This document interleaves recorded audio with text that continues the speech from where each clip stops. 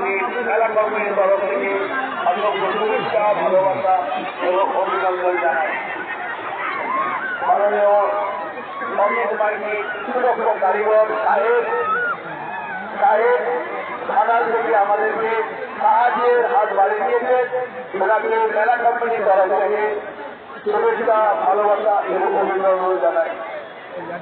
মাননীয় সাহেব অমিত বাহিনীর সুদক্ষ কারিগর ঘাটালে ওনার পরিচিতির দোকান আছে, উনি আমাদেরকে সাহায্যের হাত বাড়িয়ে দিয়েছেন।